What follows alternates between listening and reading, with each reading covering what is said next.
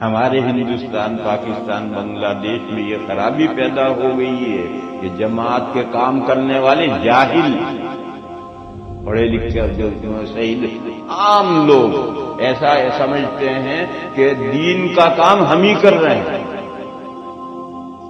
یہ تصور پیدا ہو گیا، یہ غلط ہے. آیت پاک کہہ رہی ہے کہ تم سب سے بہتر کام کر رہے ہو، تم ہی دین کا کام نہیں کر رہے. ومن احسن قولا، اس سے بہترین کون ہو سکتا؟ کوئی نہیں ہو سکتا. سب سے بہترین دین کا کام کرنے والا یہ ہے کہ بچھڑے ہوں کو اللہ سے بھاگے ہوں کو اللہ سے بچھڑے ہوں کو اللہ سے بفرے ہوں کو بلا بلا کر، منت سماجت کر کے، خوشامد کر کے، داڑھی میں ہاتھ ڈال کر کے، بھائی بندہ کر کے دین کی طرف لاتا ہے، اللہ سے جوڑتا ہے، اللہ کے ساتھ.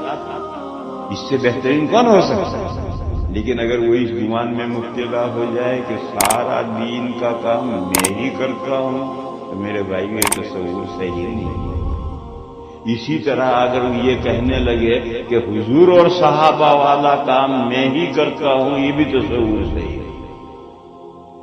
اس مضمون کو سمجھو اور ایک مثال سے سمجھو.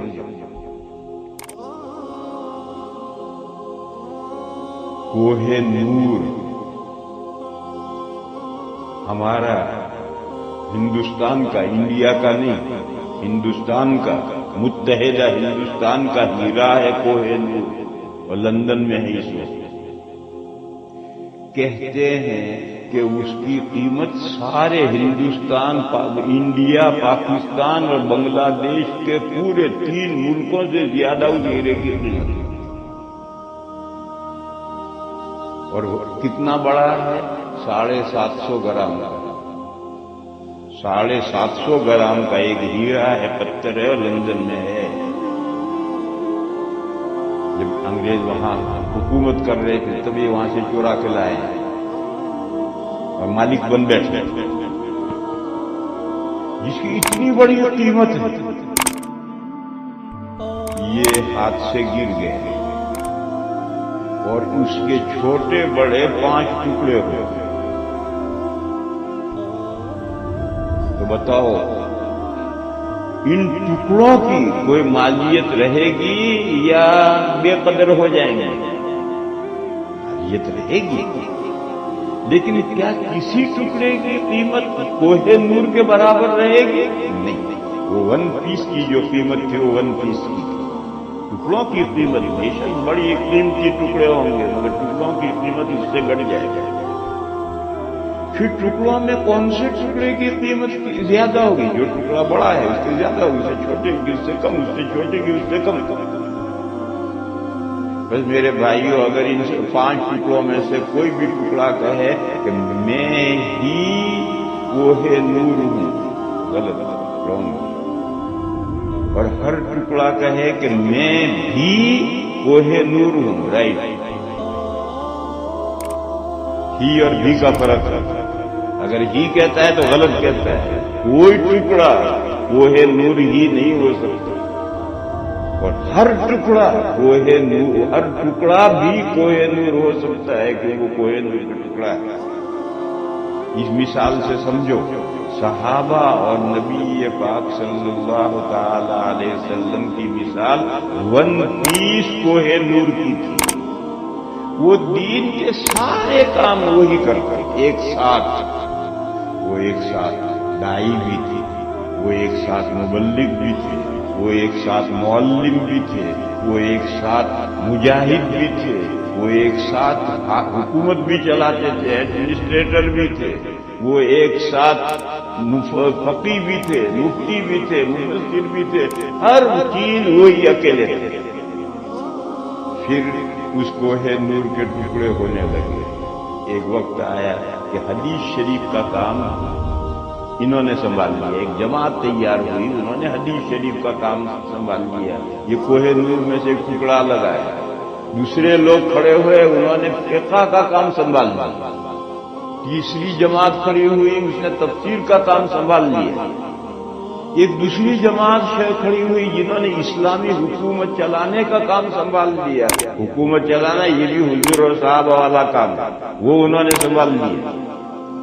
ایک وہ لوگ جماعت تیار ہوئی جنہوں نے میدان میں تیغ و تفنگ سنبھال لی، اور ایک وہ بندے کھڑے ہوئے جو دین سے دور لوگوں کو دین کی طرف بلا کر دین پہنچانے لگے، تبلیغ کا کام سنبھالا۔